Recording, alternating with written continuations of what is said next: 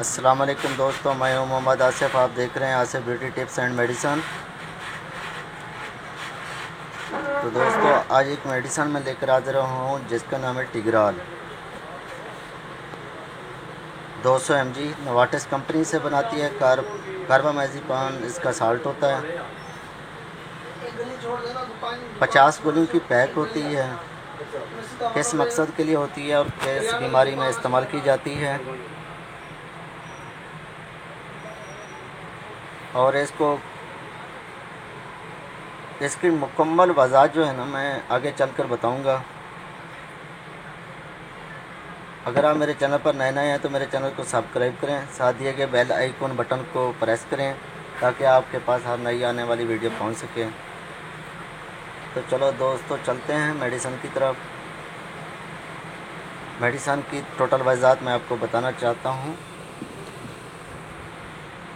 اس کی پیکنگ بھی میں دکھا دیتا ہوں کیسی ہوتی ہے۔ یہ دیکھیں 10 گولیوں کا پیک ہوتا ہے، ٹھیک ہے۔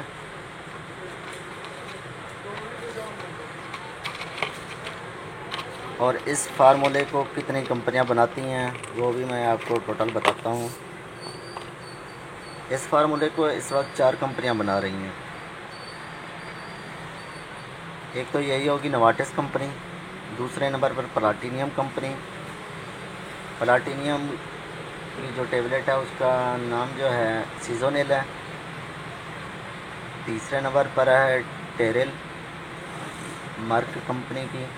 چوتھے نمبر پر ہے ایپیٹیب ایکسر، وہ ہے ولسن ویرک کمپنی کی۔ ان کا فارمولہ بھی یہ ہے کاربامازیپام 200 mg، اور اس کی 50 گولیوں کی قیمت جو ہے وہ ہے 229 روپے۔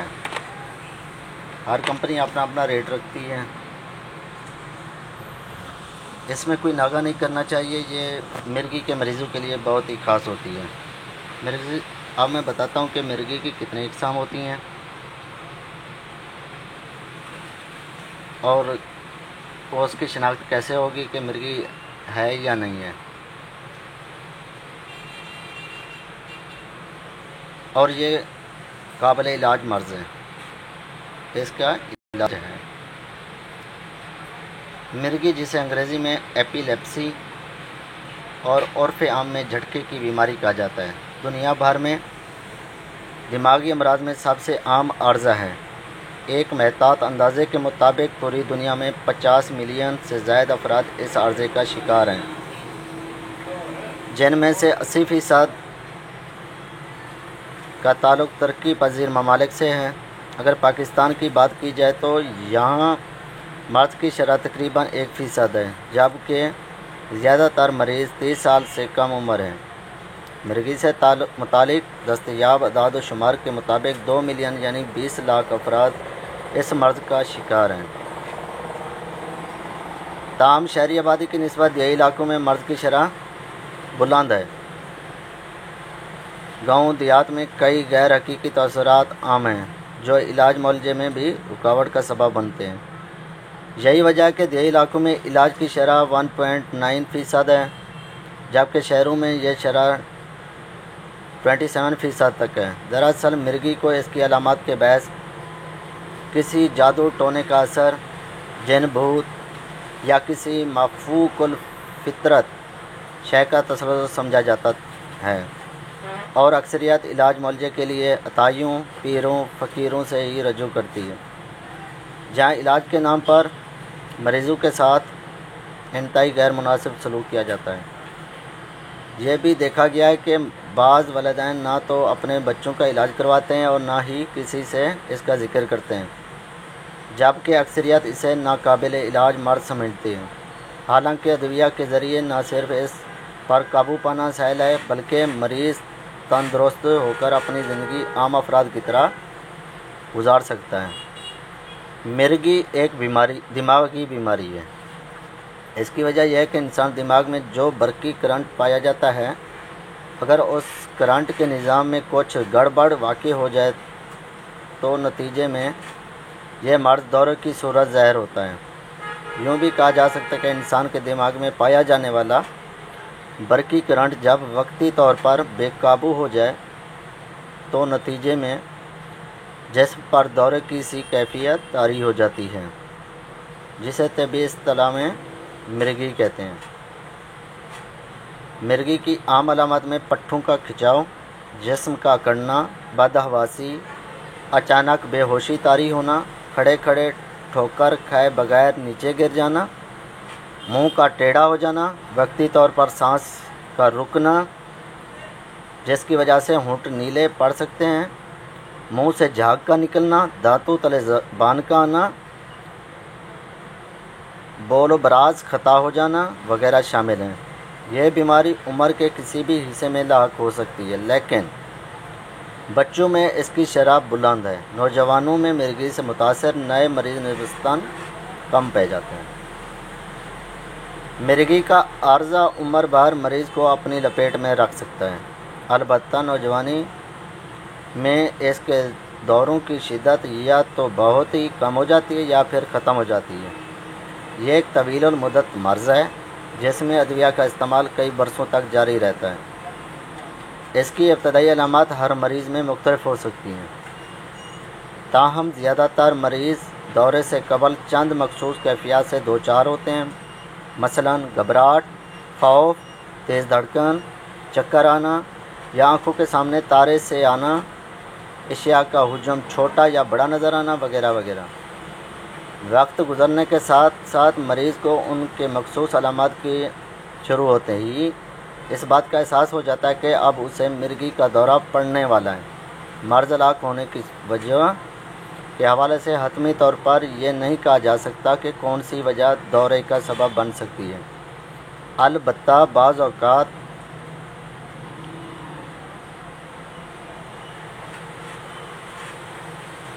چند وجوہات دورے کی محرک بن سکتی ہیں، جن میں کم خوابی، تیز رفتار جھولا جھولنا، تیزی سے جھلملاتی روشنیاں دیکھنا، نشہ آور ادویہ کا استعمال، شدید تھکاوٹ، ٹی وی یا کمپیوٹر کا زائد استعمال، شدید بخار اور ذہنی امراض وغیرہ شامل ہیں، جبکہ بعض کیسز میں چند غدود کے افعال میں بے قاعدگی بھی اس مرض کا سبب بنتی ہے، تو کبھی دماغ پر لگنے والی کوئی چوٹ بھی اس مرض کا شکار کر دیتی ہے۔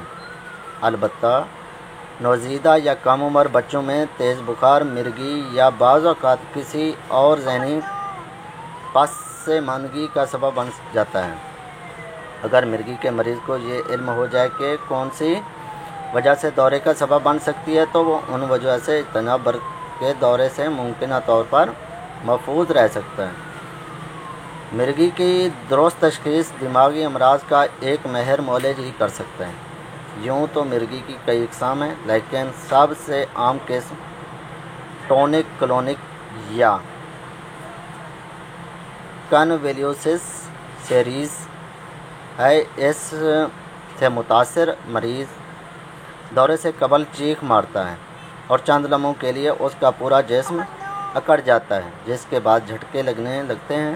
یہ کیفیت چند منٹ برقرار رہتی ہے، پھر وہ نڈال یا تو بے ہوش ہو جاتا ہے یا پھر سو جاتا ہے۔ دورے کے دوران چوٹ لگنے اور دانتوں تلے زبان آ کر کٹ جانے کا بھی خطرہ رہتا ہے، نیز بول براز بھی خطا ہو سکتا ہے۔ عمومی پر دورے کا دورانیہ 2 سے 4 منٹ پر مشتمل ہوتا ہے۔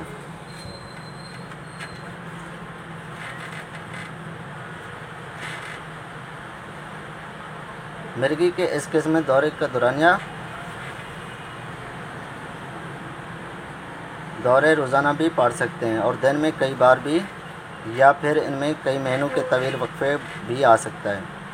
مرگی کی دوسری قسم پارٹائل سیریز کہلاتی ہے، جو جسم کے کسی حصے کو متاثر کرتی ہے۔ دورے کے دوران اس مخصوص حصے میں جھٹکے لگتے ہیں۔ اسی طرح ایک قسم مائکرو کلونک جرکس سیریز ہے، جس میں جسم کا صرف ایک ہی پٹھا متاثر ہوتا ہے، اور ایک اور قسم کمپلیکس پیرائٹل سیریز ہے۔ دورے کی ابتدائی جھٹکے کی صورت میں جسم کے کسی حصے سے ہوتی ہے۔ وقت گزرنے کے ساتھ یہ جھٹکے بتدریج بڑھ جاتے ہیں اور پورے جسم کو اپنی لپیٹ میں لے لیتے ہیں۔ ایک دوسری کیس ڈراپ سیریز یا اٹونک سیریز ہے۔ اس میں جسم کے تمام پٹھے ایک دم کچھ دیر کے لیے بے جان ہو جاتے ہیں۔ مرگی ایک شدید قسم کا سٹیٹس ایپیلیپٹس سٹیٹس ہوتا ہے، جس میں دورے کا دورانیہ 5 منٹ سے طویل ہوتا ہے، جبکہ بعض کیسز میں دورے بار بار اتنی جلدی پڑتے ہیں کہ مریض پچھلے دورے سے بھی ابھی بہتر ہی نہیں ہو پاتا کہ دوسرا شروع ہو جاتا ہے۔ مرگی کی ایک اور اہم ٹرمپورل لوبی ایپیلیپسی ہے۔ اس کی علامات انتہائی پیچیدہ ہوتی ہیں۔ اس کے شکار مریض میں سوچنے سمجھنے کی صلاحیت متاثر ہونے لگتی ہے۔ جذبات اور خیالات میں تبدیلی کے علاوہ حرکت کرنے کی صلاحیت بھی متاثر ہو جاتی ہے۔ مریض کا طرز عمل بہت طویل ہو جاتا ہے اور اس سے غیر متوقع افعال سرزد ہونے لگتے ہیں۔ بعض مریض غصے کی حالت میں جنونی کیفیت میں بھی مبتلا ہو جاتے ہیں۔ ان دوروں کا کوئی مخصوص وقت نہیں ہوتا اور نہ ہی ان کی طوالت کے بارے میں وثوق سے کچھ کہا جا سکتا ہے۔ بعض اوقات یہ دورے مہینوں اور کبھی برسوں پر بھی محیط ہوتے ہیں۔ مرگی کی حتمی تشخیص کا کوئی لیبارٹری ٹیسٹ نہیں ہے۔ عام طور پر تشخیص مریض کے دورے کی کیفیت دیکھ کر یا پھر اہل خانہ سے سن کر کی جاتی ہے۔ عمومی طور پر مریض کی فیملی ہسٹری، بچپن سے لے کر دورے پڑنے تک کی عمر تک کی مکمل معلومات وغیرہ درکار ہوتی ہے۔ تاہم مرض کی تشخیص میں سی ٹی اسکین، ای ای جی اور ایم آر آئی معاون ثابت ہوتی ہے۔ واضح ہے کہ مرگی میں مبتلا مریضوں کی اکثریت کا علاج گھر پر ممکن ہے، البتہ سٹیٹس ایپیلیپٹس سے متاثرہ مریضوں کو کچھ عرصے کے لیے ہسپتال میں داخلے کی ضرورت پڑ سکتی ہے۔ چونکہ ادویہ کے استعمال کا دورانیہ مختلف ہوتا ہے، تو یہ صرف نیورولوجسٹ کی ہدایات کے مطابق ہی استعمال کی جائیں۔ ایک معالج ہی فیصلہ کر سکتا ہے کہ دوا کب، کیوں اور کتنے عرصے تک استعمال کرنی ہے۔ اگر بچوں کو بخار کے دوران 2 یا 2 سے زائد بار جھٹکے لگیں تو ان کا علاج مستقل بنیادوں پر ادویہ کے ذریعے ممکن ہے۔ لہذا والدین کم عمری کے بخار پر خاص توجہ دیں کہ بعض اوقات معمولی سی کوتاہی بھی اس عارضے کا لاک ہونے کی وجہ بن سکتی ہے۔ مرگی سے متاثرہ بعض مریض بچپن ہی سے کسی جسمانی یا ذہنی بیماری کا شکار ہوتے ہیں یا کسی جسمانی یا ذہنی مرض کے سبب مرگی کے دورے پڑنے لگتے ہیں۔ پس منظر ارتکاز توجہ میں کمی، سیاست، اسکول جانے سے انکار، سائیکوسس اور آٹزم وغیرہ اہم ہیں، جنہیں عموماً نظر انداز کر دیا جاتا ہے۔ یاد رکھیے، اگر مناسب علاج کروا لیا جائے تو ان طبی مسائل پر بہت جلد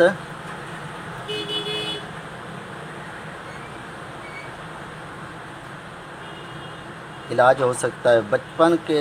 بچے کے ذہنی نشو و نما بتدریج یا پھر کسی ابتدائی مرحلے ہی میں رک جاتی ہے، جس کا سبب دوران حمل ماں کا مختلف بیماریوں میں مبتلا ہونا یا دوسری وجہ نوزائیدہ بچوں میں شدید بخار یا زخم کا ہونا ہو سکتی ہے۔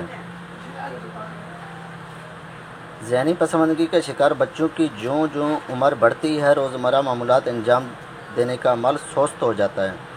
ایسے بچے بسا اوقات جسمانی کمزوری کا بھی شکار ہوتے ہیں۔ ارتکاز توجہ میں کمی کے شکار بچے بظاہر بالکل تندرست دکھائی دیتے ہیں، لیکن حد سے زیادہ شرارتی ہوتے ہیں اور کسی ایک جگہ ٹک کر بیٹھ نہیں پاتے۔ یہی وجہ ہے کہ اپنی بے چینی طبیعت کے سبب ان کا کوئی بھی کام درست طریقے سے انجام پاتا ہے اور نہ ہی وہ توجہ سے پڑھ پاتے ہیں۔ ان بچوں میں چڑچڑاپن، اداسی، بے سبب رونے، دیر تک سوتے رہنے یا جلد جاگ جانے، تعلیم پر توجہ نہ دینے، خوراک میں کمی اور یا سیاست کی علامات عام پائی جاتی ہیں۔ بچے کا اسکول جانے سے انکار ایک سنجیدہ مسئلہ ہے، جس کا سبب اساتذہ یا کلاس فیلوز کے رویے ہو سکتے ہیں، جن کے حل کے لیے اسکول کے ماحول، اساتذہ اور ہم جماعتوں کے رویوں کا جائزہ لینا اور اس ضمن میں مناسب مشورات ضروری ہے۔ بعض اوقات اسکول تبدیل کر کے بھی یہ مسئلہ حل کیا جا سکتا ہے۔ یہاں ان عوامل کا تذکرہ یوں ضروری ہے کہ اگر خدا نخواستہ بچے کو مرگی کے ساتھ درج بالا شکایت بھی ہوں، خاص طور پر یاسیت کا عرضہ لاحق ہو، تو پھر علاج خاصا مشکل ہو جاتا ہے۔ اس صورت میں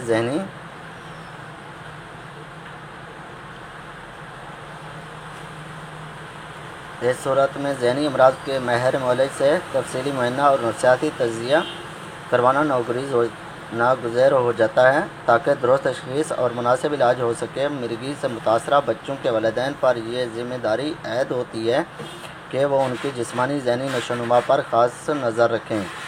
اگر معمولی سی ہٹ کر کوئی بات نظر آئے تو فوری طور پر ڈاکٹر سے رجوع کرنا چاہیے۔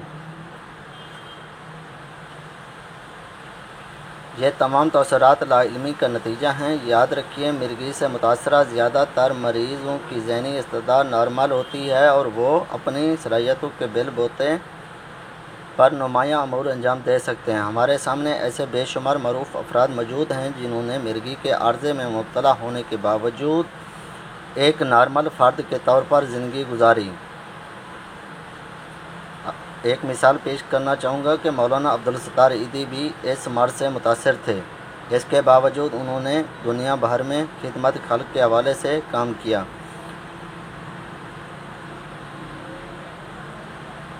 یہ افراد تعلیمی سلسلہ جاری رکھ سکتے ہیں، کھیل کود اور دیگر سرگرمیوں میں حصہ لے سکتے ہیں، اسی طرح ملازمت بھی کر سکتے ہیں اور شادی بھی۔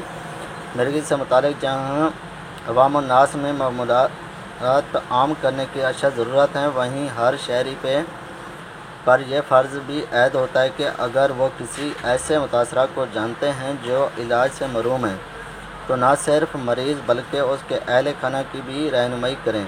یاد رہے کہ پاکستان میں چند فلاحی اداروں اور تمام سرکاری اسپتالوں میں مرگی کے مفت علاج کی سہولت دستیاب ہے۔ تو دوستو، ٹیگرال کا استعمال اپنے ڈاکٹر کی ہدایات کے مطابق استعمال کرنا ہے۔